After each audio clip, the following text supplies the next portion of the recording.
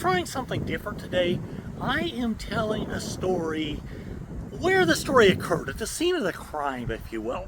And so, thanks for joining me at Lime Ridge Regional Park. It's in Concord, California. That's in the San Francisco East Bay. And you're looking out over what's called the Tri-Valley at the San Joaquin River that a few miles down is going to run into the San Francisco Bay. San Francisco's over the hills off to my right. So that's where we are, and here's my story. I'm a lifelong runner.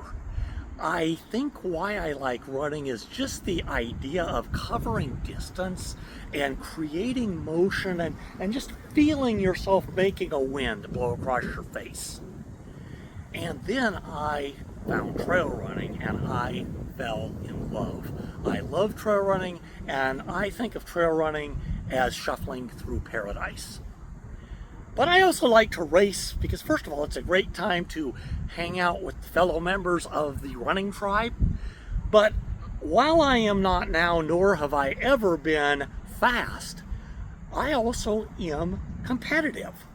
And so if I'm running a race and towards the end I see some other more mature, maybe bald, kind of pudgy guy, and he's within sight, we are going to have a sprint to the death to see who's going to get 263rd place.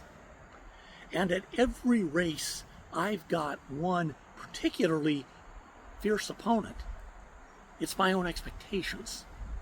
And that is now a problem because, you see, I have become Old Bob. And Old Bob sets his expectations based on the performances that young Bob could attain. And that's really unfair to Old Bob, because young Bob didn't carry the weight of as many life experiences, quite as many heavy, bad choices, or anywhere near as many super burritos. And so this is a real problem, because I come from a family with a history of diabetes and heart disease. I am a diabetic, and it was a real wake-up call for me when I realized that I'm older than my dad was when he had his first heart attack. Now, my dad made some healthy, long choices, and he lived a long and happy life. And I would like to do the same. And so while it's hard, I keep tying on the hokas and trying to stay fit and in shape. And nowadays, I run almost exclusively on trails because I love it, and also because, frankly, it's a lot easier on old knees. So a couple years ago, I heard about this park, Lime Ridge Regional Open Space. And it is known for panoramic vistas.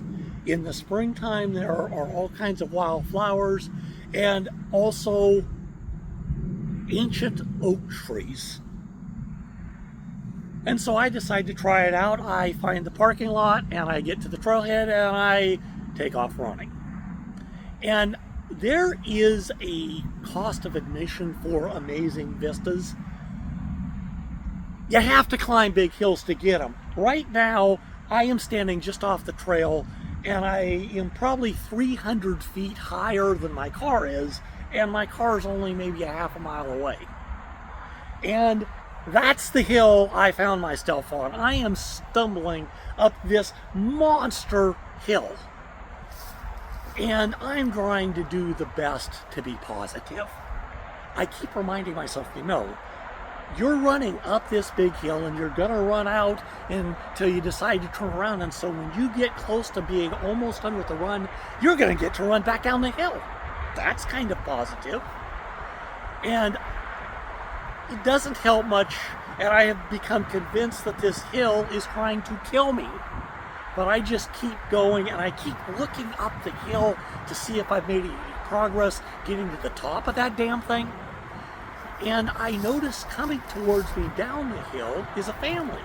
It's Mom, and she's got two kids. There's a little boy, and he's maybe 5 years old, and his little sister's about 3. And as I get closer, this little boy is getting kind of excited. And he's like, "Look, Mama, it's a trail runner." Now this is kind of cool because I am not used to having groupies. It's impossible for me to run any faster than I'm running, but I do try to sort of straighten my posture up and not emote just how much I'm hurting. And this little kid is really excited. He is just bouncing all over the place, and so his mom is kind of trying to corral him to one side of the trail so we can safely pass each other. So she's not paying attention to the little girl. And the little girl apparently had a question. And so she's reaching up and grabbing her mom's arm and trying to get her attention. And just as our paths crossed, that little girl asked her question in that quiet voice that 3-year-olds use when they want an answer right now. The question is, Mama, why is that man running so slow? Out of the mouths of babes. And it is actually a pretty unusual thing to have absolutely honest, but perhaps rather brutal truths addressed directly to your face. And I am so surprised that I repeat what the little girl said and I accidentally do it out loud. Why is that man running so slowly? And Mom hears me. So now she's very embarrassed. And so as I stagger over the top of the hill, that I might add, I thought it was trying to kill me, and a 3-year-old had apparently walked up and down it. But I hear Mom say, I'm sorry, it's the age.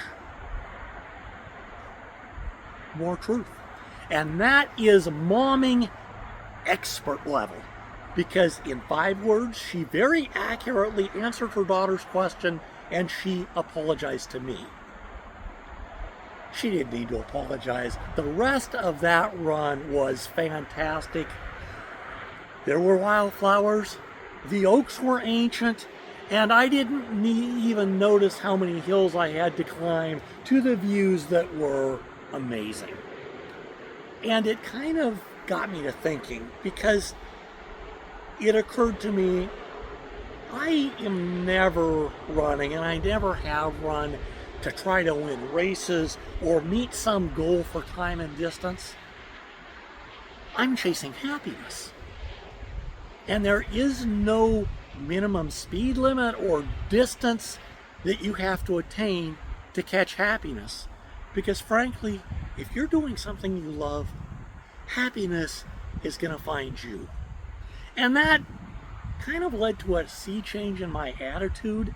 I can't say that in the couple years since then I have been faster, but I can say I've been less slow and been a lot happier with my running, and I've run more, gotten injured less, and just, it's better.